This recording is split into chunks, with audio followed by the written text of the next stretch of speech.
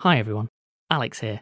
I'd just like to take a moment to thank some of our patrons. Sigma Rowe, Paul Carroll, Rachel Heflin, Shibby, Emily Johnson, Laurel Adams, Patrick Halesvig, The F, Steve Spencer, Bree M, Rachel Goldman, Rachel, Chris LeBlanc, Kimberly McLeod, Lion Thott, Kim Petrovsky, Gabriel Murray, Gogol, Merle Roy, R. Clark. Thank you all. We really appreciate your support. If you'd like to join them, go to www.patreon.com/rustyquill and take a look at our rewards. Special thanks to Bittercape. May the evidence be entirely circumstantial.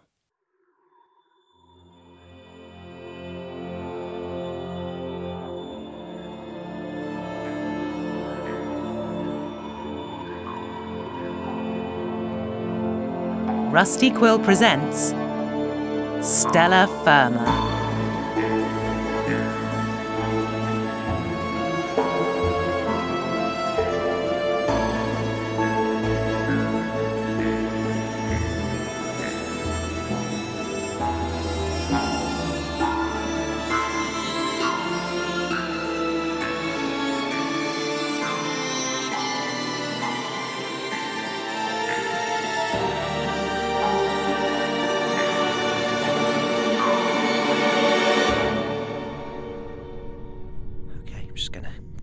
Glitter glue and apply it to the frame. Just smear it about a bit like he likes, and then. Okay. What? What, David? There's sparkles all over the floor. Have you split open an atom, David? David, do we need to get the hazmat team in here? Oh gosh! Oh god! Yes. You've split over an atom and this is atom dust all over the floor? Yep, and it went in the drawer, and we're not looking at the drawer. Imogen, decontaminate the room! Emergency decontamination. Please cover your mouth, eyes, and anus. It burns! It burns! Oh, that was a close one, David. How did you get hold of an atom to split in the first place? Secrets. Well, that's where atoms come from. Yep.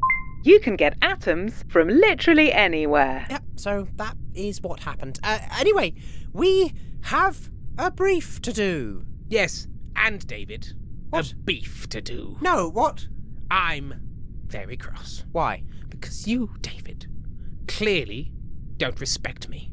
What? I got very distracted yesterday about all the spy business and the excitement from my fun weekend, being alone. And I forgot about what you did in our last session with Hartro. I don't know what that was. You didn't respect me. No. You undercut me. Oh, no, I didn't. At every turn, David, even when we tried to work together, you always found a way to stick your little fingers into my self-respect and tear away like a child with a wet cake. Probably not. So I've decided, David, if you're not going to have any respect for me, then why should I bother having any respect for you? Any difference going to be noticeable? Lack of respect detected. Older members of security alerted. Oh, you want to find out if there'll be a difference if I don't respect you, David? Do you really want to find that out? Because guess what?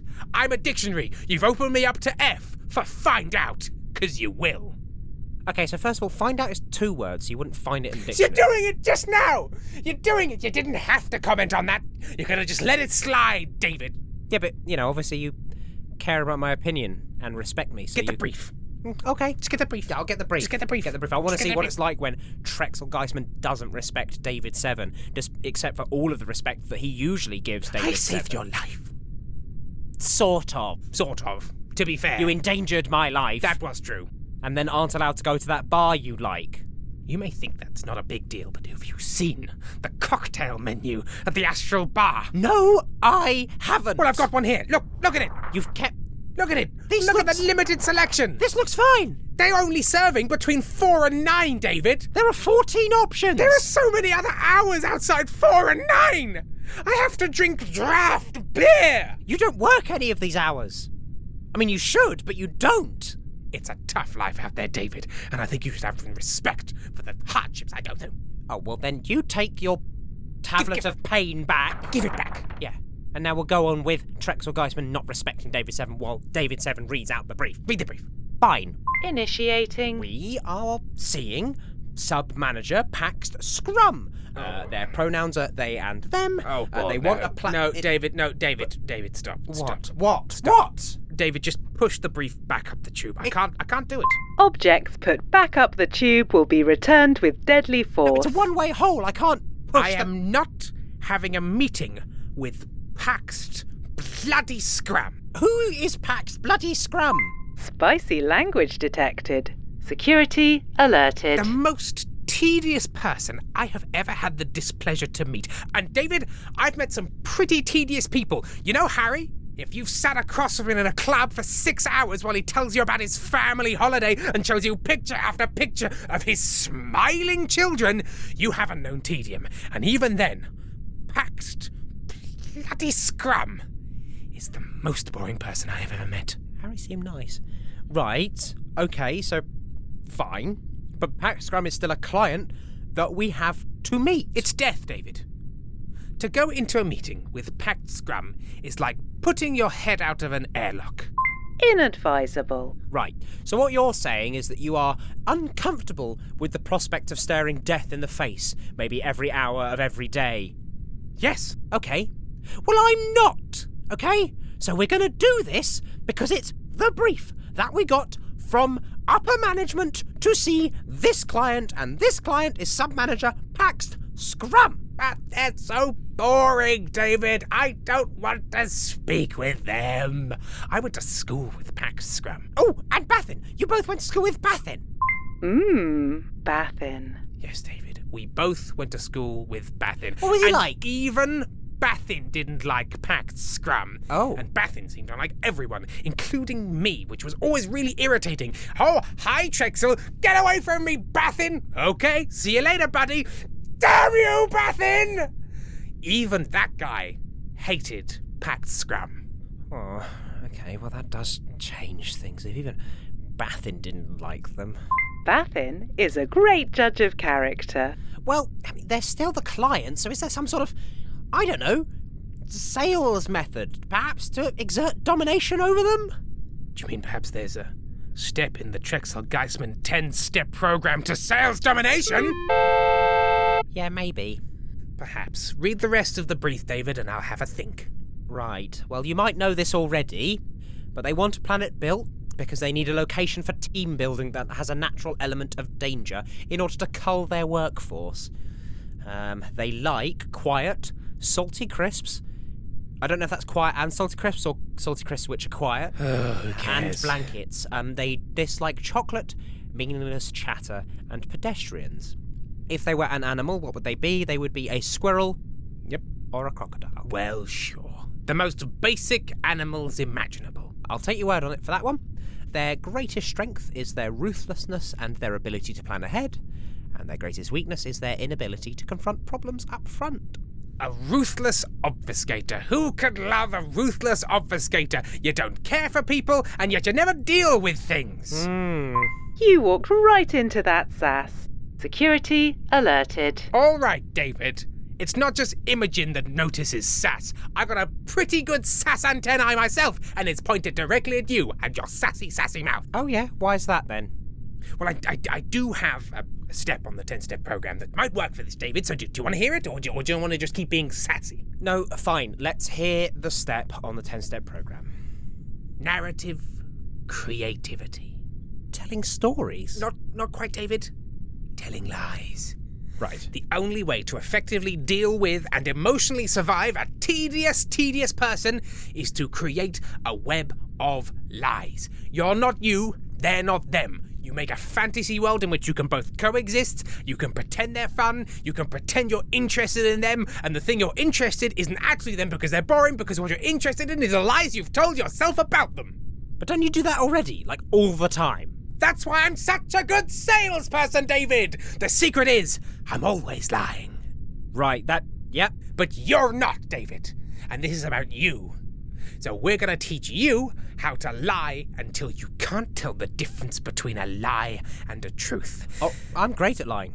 Are you? Yes. How can I tell? Because I'm lying right now. Are you? I don't know, am I? But if you're lying there, then it would be true. But if it was true, then you're not lying. Oh, I've got a nosebleed. Oh. Caution. Mind blown. Oh, God, I've got another nosing. Both my noses are bleeding, David. Quickly, get something. No, in the drawer. I've got paper towels. Here you go. I'm setting on fire. Put them on your nose. Put them on your nose. No, while on fire. No, not on fire. The singeing has cauterized my wounds. Good. Warning. Stella FIRMA is not responsible for injuries sustained by employees. Ever. Okay, maybe you're a little better at lying than I thought, but I'm going to ask you not to turn that power onto me, David, because I looked into the sun and the sun burnt my eyes. Right. But how are you going to apply this clearly well-developed lying skill? I have no idea where you've got it from, but this clearly developed lying skill to this particular task. Me? Because this is a fine balance, David. The person can't just suddenly panic and have their nose start bleeding. They're not going to buy anything. There's going to be blood all over the paperwork. Okay. I might have burned the paperwork, but the ashes are covered in blood. Okay, how would I lie to somebody? Okay. It's about what you lie about, David. Right. Let's try a scenario. I'm going to be real boring, and you're going to feign interest and suggest more interesting scenarios that I might pick up on out of sheer panic because I know I'm a tedious waste of air. Okay. Right. We're in a small restaurant. Right. Oh, okay. We're not at the same table, Okay. but we're both eating on our own. Oh, no, this is... Irritatingly, in an otherwise empty restaurant, they've sat us right next to each other. Right. Guess what, David? The tables? Uncomfortably close together. Oh, no. Why have separate tables if you're going to put them that close? I've never even been to a restaurant and I already hate this. There's barely elbow room. Just try and get up. That's right, you've put your butt in their face. Imagine you're there. Roleplay holovision initiated. Right. Good afternoon. Oh, Board, why are you talking to me? Oh, I'm terribly sorry. I'll be quiet. Thank you. You've lost the sale. Roleplay holovision terminated. You were just mean, David. You were just mean. Think about it. Well, I'm not trying to sell to this person who just talked to me randomly in a restaurant. David, you're missing the point. The point about using lying to your advantage is to get people on your side. You've got to pretend you're interested a little bit to get them in before you start turning them into a more interesting person for your own purposes. If you just go up to them and say, "Oh, you're so boring," they're like, "Oh, okay, well, I'll just leave then." And then where are you? Well, that's what I wanted to happen. Now I'm eating on my own comfortably in this restaurant. It's a good point. That does sound better. Okay, imagine this. Same scenario. That person has got wads of cash and you want them. Won't get them if they just leave. Okay, no, okay, yes, right. The motivating factor is there. Okay, ready? Let's go. Roleplay holovision initiated.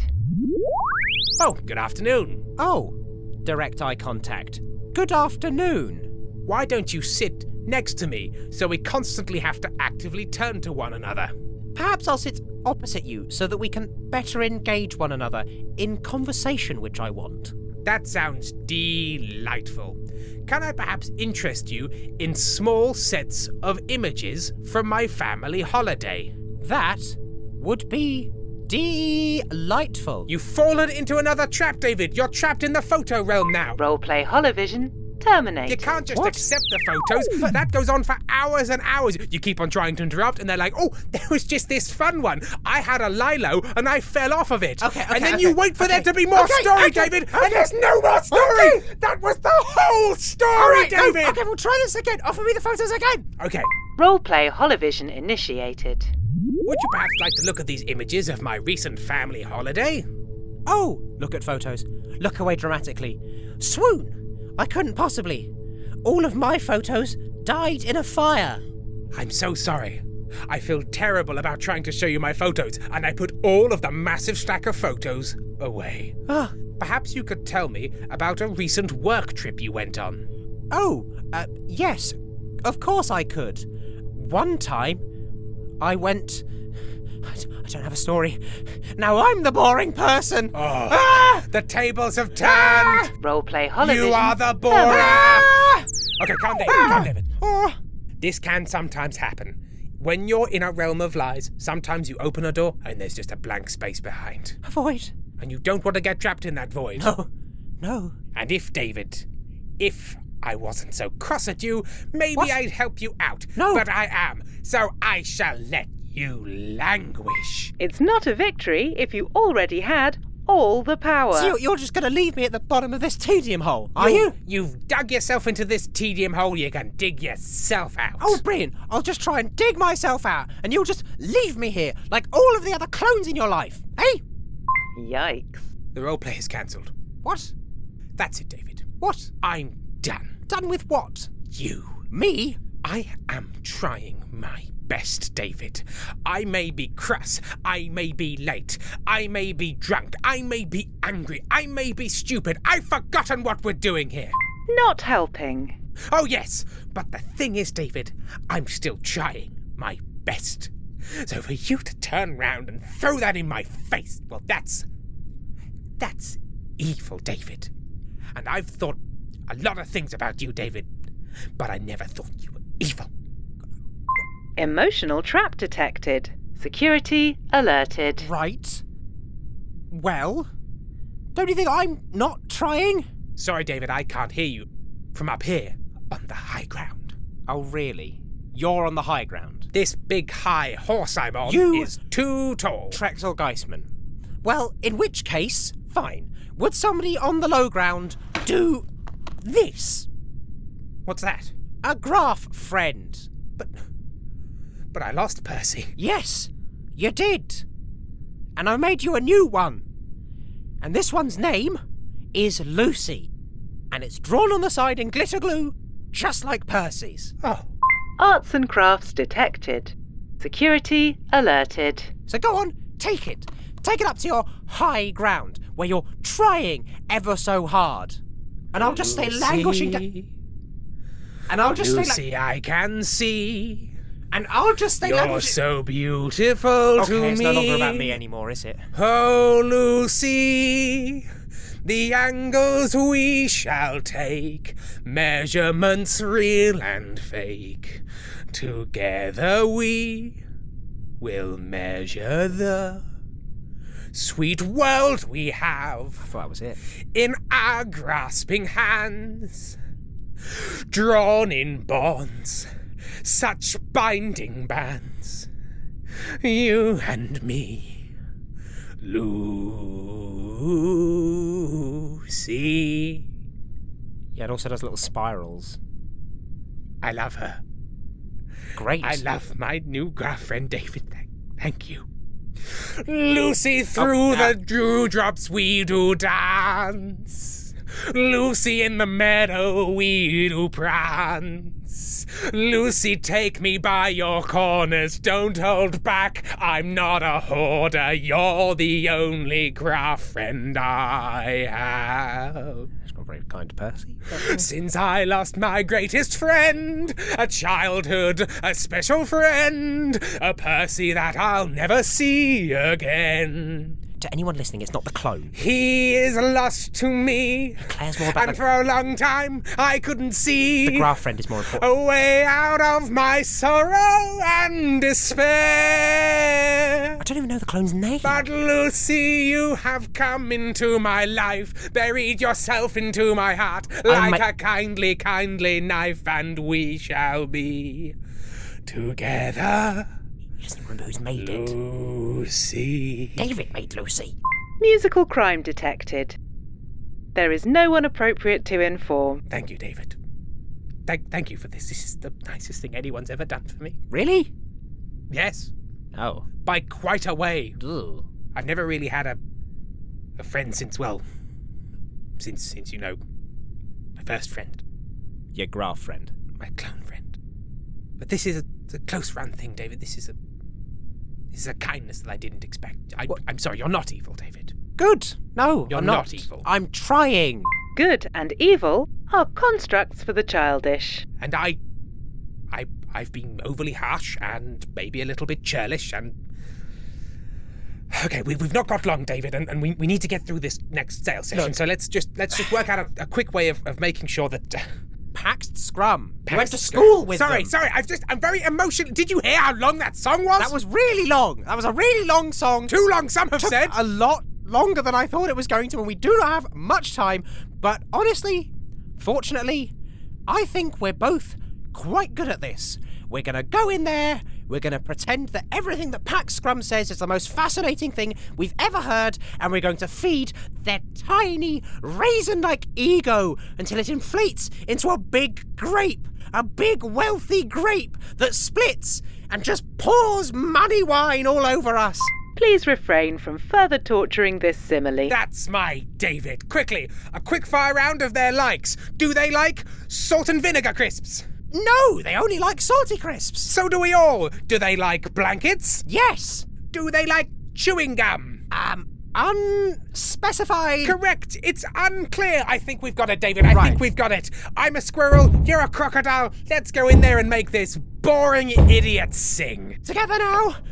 Paxt Scrum! We're so glad to see you! Stella Firma is a podcast distributed by Rusty Quill Limited and licensed under a Creative Commons Attribution Non-Commercial Share-alike 4.0 International License. It was created by Tim Meredith and Ben Meredith and produced by Katie Seaton with executive producer Alexander J. Newell. In today's episode, Imogen was played by Imogen Harris, David Seven was played by Ben Meredith, and Trexel Geistman was played by Tim Meredith. The episode was edited by Maddie Searle, with music by Samuel D.F. Jones and artwork by Annika Khan. To subscribe, buy merchandise or join our Discord server, visit rustyquill.com. Rate and review us online, tweet us at The Rusty Quill, join our Reddit community on r/rustyquill, visit us on Facebook or email us via mail@rustyquill.com. May the board preserve and keep you.